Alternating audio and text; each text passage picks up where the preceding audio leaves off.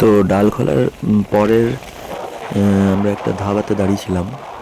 ওখানে আলু পরোটা, খুব সুন্দর টেস্টি রুটি তড়কা খেতে খেতে আলোচনা হচ্ছিল কোথায় যাব। আমাদের প্ল্যান ছিল মোটামুটি দার্জিলিংয়ের কোনো গ্রামে, 2-3টে আলাদা আলাদা গ্রামে গিয়ে শান্ত নিরিবিলিতে 3-4 রাত কাটিয়ে বা দিন কাটিয়ে ফিরে আসবো। খেতে খেতে অমিতদা ফোন করলো। ওই প্ল্যান দিল যে নর্থ সিকিম যেতে পারো, 0 পয়েন্টে বরফও পাওয়া যাচ্ছে প্রচুর। তো হঠাৎ করে মাথায় ভূত চাপলো, ঠিক আছে যাওয়াই যায়, সময়ও আছে, হয়েও যাবে। অমিতদাই ফোন নাম্বারটা দিল রাজেন লামার। খুব ভালো ছেলে, ওকে সব বললাম আমাদের কন্ডিশন, আমাদের কাছে কী কী ডকুমেন্টস রয়েছে, কী কী নেই।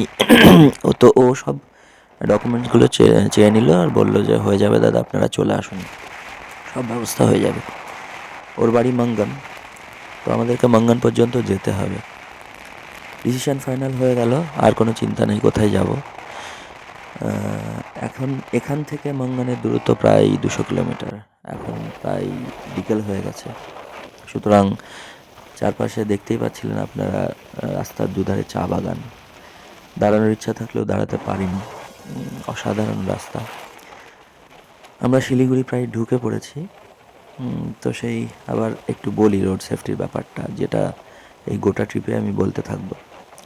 এর আগের দিন বলেছিলাম যে লিংক রোড থেকে আমরা যখন মেন রোডে আসি, হাইওয়েতে আসি, তখন কি কি ভুল হয় এবং সেইগুলো এড়াতে কি কি করা প্রয়োজন। আজকে বলবো মেন রোড থেকে লিংক রোডে যাওয়ার সময় আমরা কি কি ভুল করি এবং তার জন্য কি কি অ্যাক্সিডেন্ট হয়।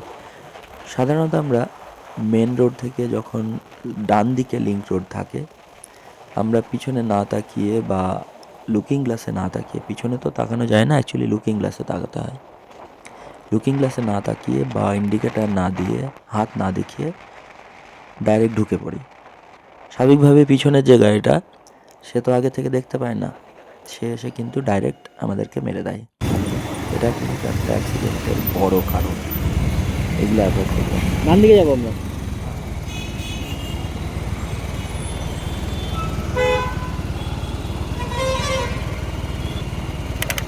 শিলিগুড়ি ঢুকে গেলাম আমরা। আর মোটামুটি কত 120-30 হবে নাকি? 142 কিলোমিটার, 42 মনগান। মানগাঁও, মানগান, তাই তো? হ্যাঁ,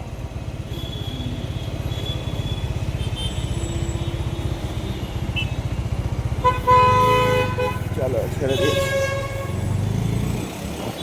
রেনকোটটা তুললে ভালো হতো কিন্তু। হ্যাঁ, তাই না বলো? সেফটি, হ্যাঁ, বাড়িতেও কাজে লেগে যাবে। হ্যাঁ, সে দোকানে ছাতা ফাতা ঝুলছে, এরকম দোকান থেকে দাঁড়াও।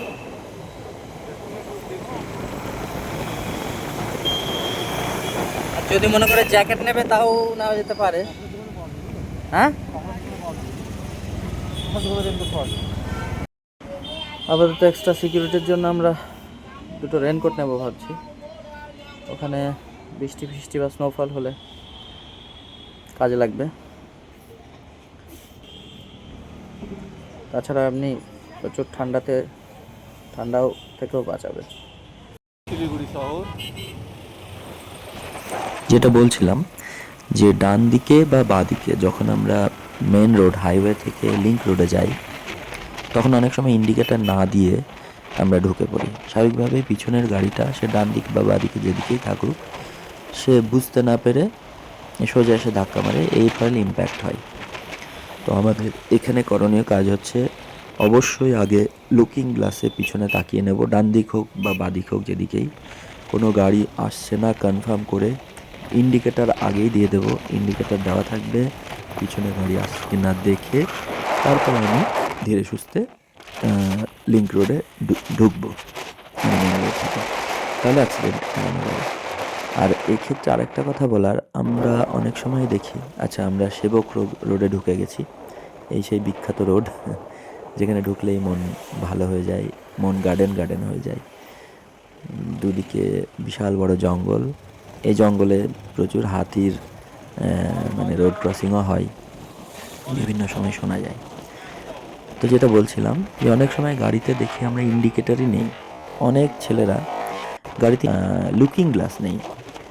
লুকিং গ্লাস খুলে রেখে গাড়ি চালানোটা এটা আমার এত অস্বস্তিকর লাগে। মানে একটা যুদ্ধে যাচ্ছি, যুদ্ধই তো, গাড়ির রাইড করা সবসময় যুদ্ধের মতোই ভাবতে হবে, কারণ সবসময় তুমি ভেবে নাও যে শত্রুরা তোমাকে ফেলার জন্য রেডি। তো সেই সময় যদি তোমার অস্ত্রই না থাকে, লুকিং গ্লাস একটা অস্ত্র বা ঢাল, তো সেই ঢাল ছাড়া, সেই সিকিউরিটি ছাড়া আমি ইচ্ছাকৃতভাবে লুকিং গ্লাসটা খুলে আমি গাড়ি চালাচ্ছি। তাহলে আমি পিছনে কোনো গাড়ি আসছে কিনা সেটা আমি কি করে বুঝবো? এই অভ্যাসগুলো ভীষণ খারাপ। হয়তো তোমরা ভাবো যে স্টাইল বা ইত্যাদি, প্লিজ বিলিভ মি, এটা ভীষণ ভীষণ খারাপ। আমি আমার নিজের সিকিউরিটির একটা মেন পার্টকে বাদ দিয়ে দিচ্ছি। এটা কখনোই করব না। আমরা চেষ্টা করব লুকিং গ্লাস রাখার এবং লুকিং গ্লাস দেখে তারপরে মেন রোড থেকে লিংক রোডে যাওয়ার। সকলকে ধন্যবাদ। আবার এরকম কিছু কিছু রাইডিং টিপস বা রোড সেফটি টিপস নিয়ে পড়ার এপিসোডে দেখা হবে। সামনেই তিস্তা আর পাহাড়ি রাস্তার সৌন্দর্য একসাথে উপভোগ করো। অসাধারণ। একবার ট্রেনে আসতে হবে ভাই, হ্যাঁ সেবক স্টেশন, তাই তো এটা?